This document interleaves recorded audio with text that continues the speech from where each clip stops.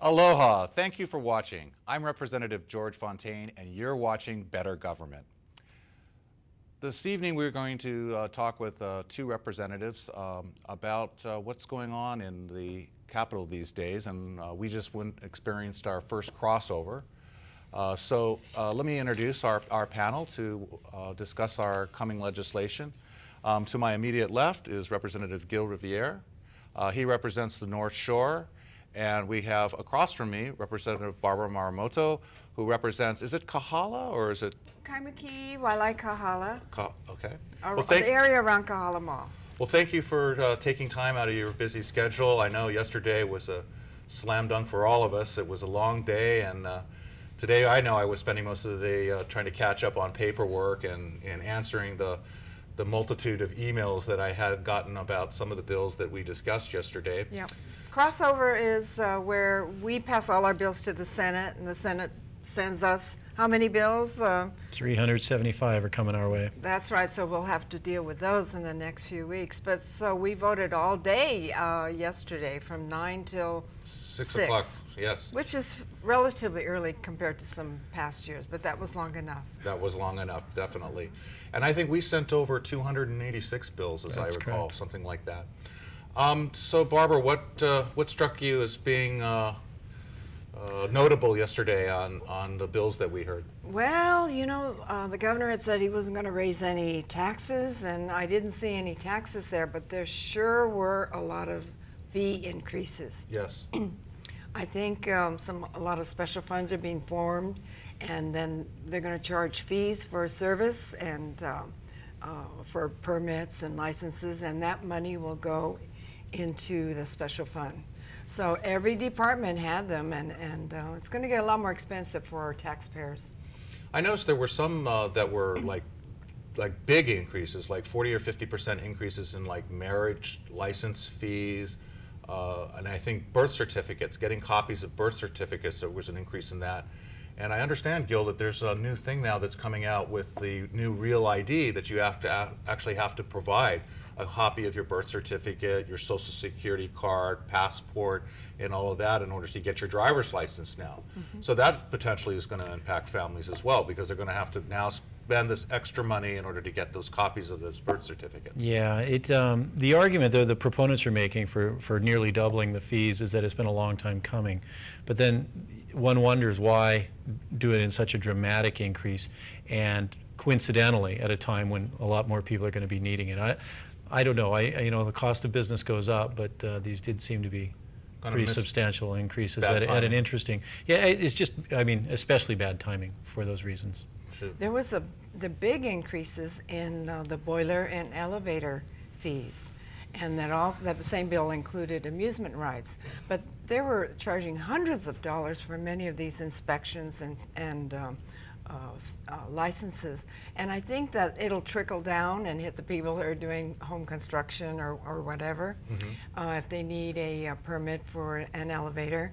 And the amusement rides went up to the point where they might charge maybe $2,000 or $3,000 for one inspection. So that's a hypothetical, but you know, everybody trickles down, passes it on. The consumer who goes to the state fair or the Maui County Fair or whatever, and they go and want to ride on those E.K. Fernandez rides, they may find that instead of 6 scripts, it's like 16 scripts or something. Well, hopefully not. But the point is that eventually that cost has to be passed along to somewhere. So if you have an amusement operator like E.K. Fernandez, and he has to have his amusement rides inspected, he's going to pass that cost on to the consumer. So it's going to take a bite out of family entertainment, perhaps mm-hmm. later on down the line. What were some of the things that kind of struck you yesterday, Gil? Well, yesterday was a long day. You know, not only were we on the floor for 9 hours debating, but there was a whole series of bills that are really adverse potentially to our environment. And our caucus was very, very strong on that. You know, people think, oh, Republicans don't care about the environment. They just care about money, money, money. And it's funny that it should be that it's the Republicans now leading the charge to protect the environment and yet still support small business. And so it was a bit tiresome going up and speaking out to the issues. And the way it was played is what's happening is the majority party now is put through a myriad of bills, and each one just chips away a little bit. It's exempting harbors, or it's exempting airports, or it's exempting maybe just state lands near the shoreline, and it goes on in a whole scale from just absolutely scary to, oh, it's just to allow a driveway. And any one of those maybe could, they would argue, but when you look at the whole picture, it's really an assault on a long tradition of environmental stewardship by the state. It's part of our Constitution. We have some of the best environmental protections in the country because we have such a pristine place. People don't come here to look at concrete buildings. They come here to see our beauty, and it's worth preserving for future generations. So that was what struck me the most. I think it was a wholesale assault on environmental laws. All in the name of expediting. Environmental impact statements. Yeah. Coastal zone management and shoreline management permits. Exemptions from the procurement law also. There were, yes, you're right, Barbara. There's so many attacks on it, and all in the name of we have to get more jobs going on state. We have to spend more state money to provide more jobs, and the environmental laws are inconvenient. We're not getting it done. And of course, those of us who look at it say, well, wait a minute, the environmental laws have been working for years. There are some times where it might have created some concerns. But in testimony recently in the Finance Committee, I asked the Department of Transportation, isn't it true that sometimes by taking a proper look at the environmental impacts, sometimes you have enough time to adjust the project and you actually have a better product in the end, which protects the environment and maybe even serves efficiency better. I think we should have learned our lesson the last time we tried doing exemptions like this when we had the super ferry, and look at all the trouble that we got in with that and eventually lost the super ferry. And you have to wonder if, had this gone through the proper process, and the excuse of course is that we had to do this in a certain amount of time in order to get the financing going to do it. And ultimately in the end the company was almost bankrupt, or I think it was, and then they lost the court case, and then that was pretty much it. They folded up and went away, and now we don't have a ferry. It's something that we so desperately need, and I'm so sad that it went down that path. And and you're absolutely right, Representative, is that when I was looking at, when we met and reviewed the bills before we voted yesterday, I was looking at each one of those bills, and I think Representative Thielen called them the Dirty Eight. There were about 8 environmentally related bills that were put up. And when we were looking at it, when we were meeting the day before, I was looking at each one and saying, oh, that's not too bad. That's not too bad. And but it wasn't like we were looking at them all at once. They were sprinkled through our agenda when we met on Monday. And as I started to look at it, and I said, oh, I'm not going to vote against that because it's not that bad. Man, maybe I'll vote reservations for it. After I went home that night, and then I started looking at the bigger picture, instead of looking at the trees, I looked at the entire forest. That's when the realization kicked in for me, is like, whoa, this is a lot of stuff, and it does a lot of things that are really could, in totality, really hurt our environment. Gil had the perfect phrase for it. Yes. Yeah. What is? Well, at the end of the day, after we talked and we came up to the final bill, I mentioned that it cumulatively, this was like death by 1,000 cuts. It was just a little bit here and a little bit there. Pretty soon you're talking about real damage. Yeah, because when I looked at the whole big picture, and I went, yeah, this is really bad. And that's what motivated me to vote down on most of the bills. There was one that I guess we don't agree on, which was the Maui airport one. And being from Maui and knowing that issue with that runway having to be repaired and being the livelihood, I can see the necessity for that one, because of the fact that our whole economy on Maui is dependent upon that runway too getting repaired, and getting it repaired as quickly as possible.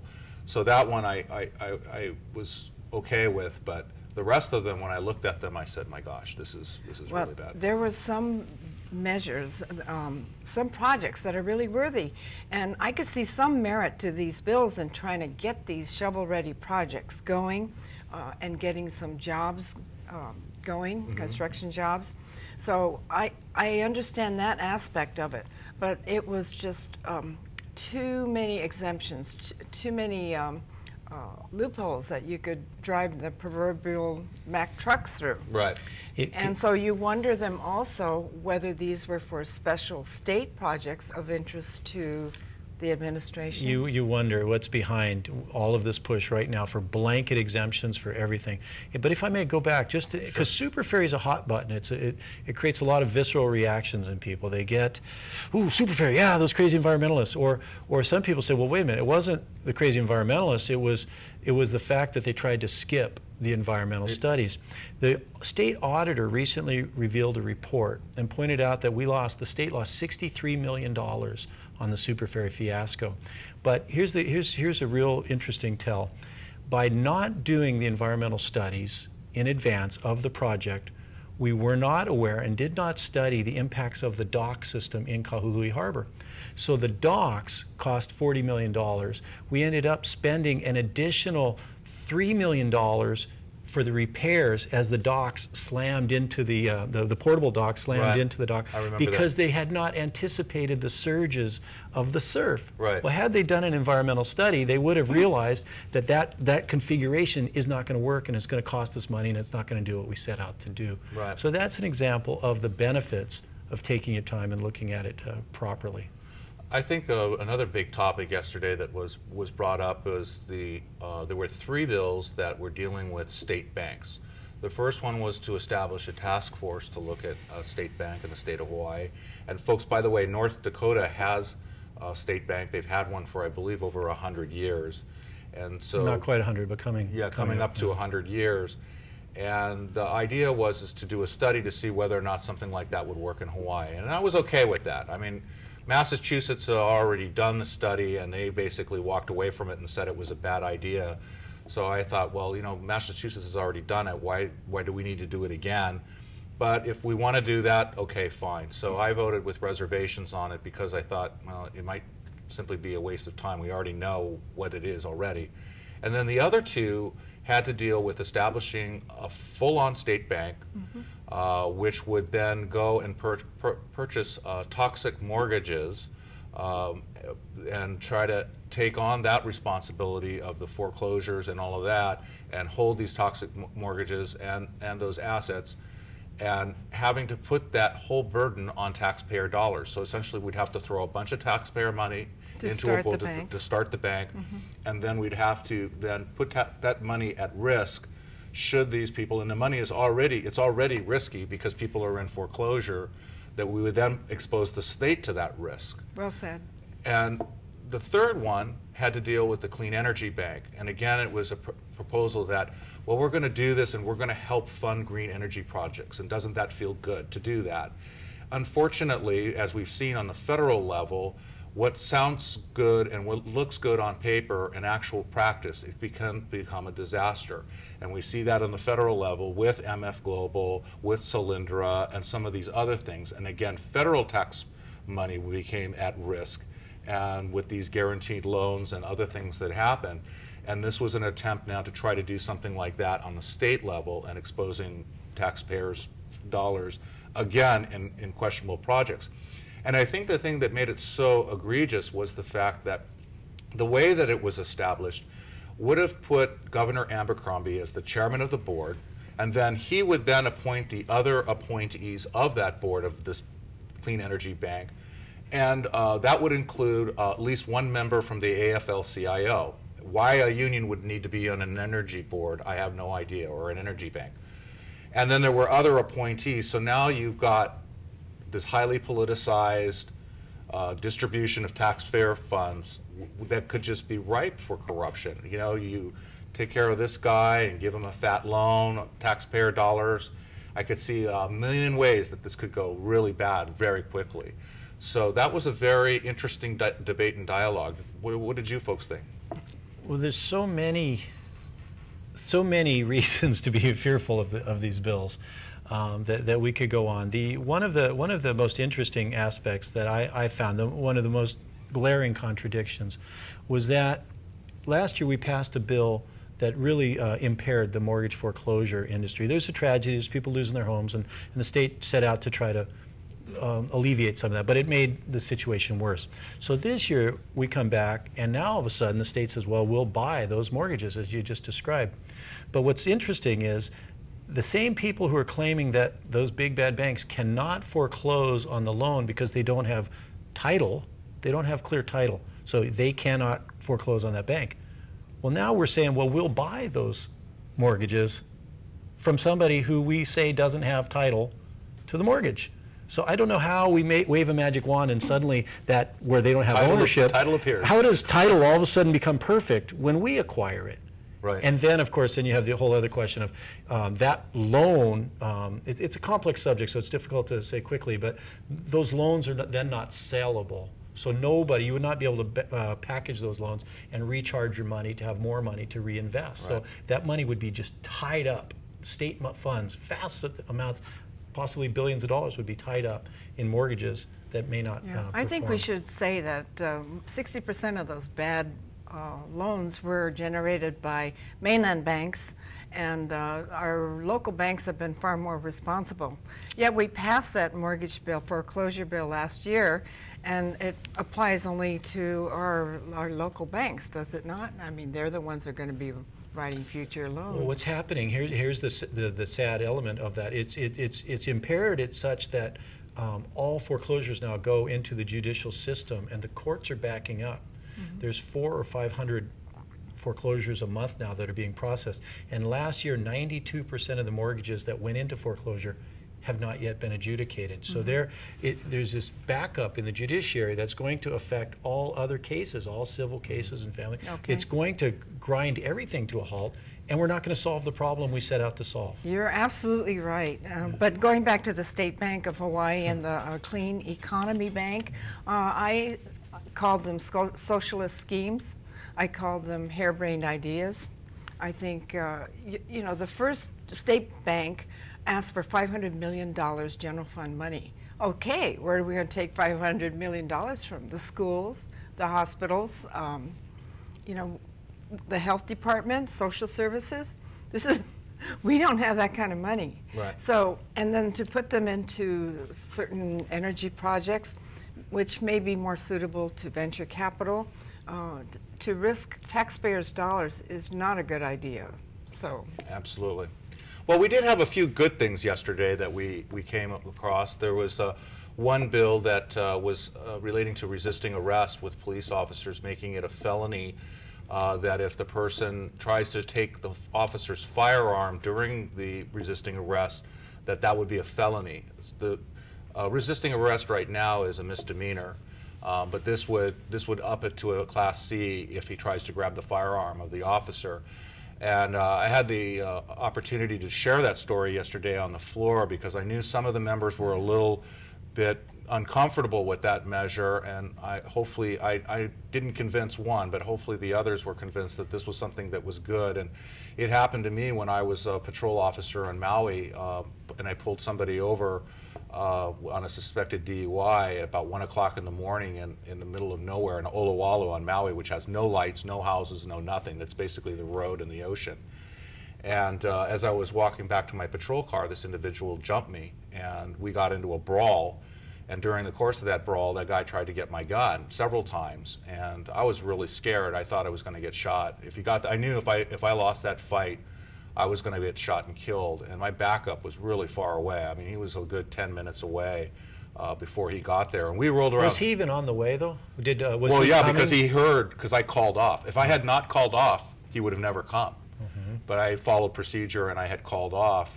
So he had heard that I had called off on the traffic stop, and so he was on the typical procedure is that you hear your partner, you go, and you back him up, especially in the middle of the night, in the middle of nowhere. Sure. And so, and by the time he got there, I was so physically exhausted I couldn't even stand. And when you think about it, it's like, you know, we watch professional prize fights, right? You know, and they go 3 minutes, and then they ding out, and then they get to go to their corner, and Take then a break. they get a break, you know, they get some water or whatever, wipe the sweat off. You try to fight for like 10 minutes, it's like, it feels like an hour. Oh, yeah. And, you know, and I was young and I was in pretty good physical shape, but this guy was big and he was muscular, and he completely outclassed me.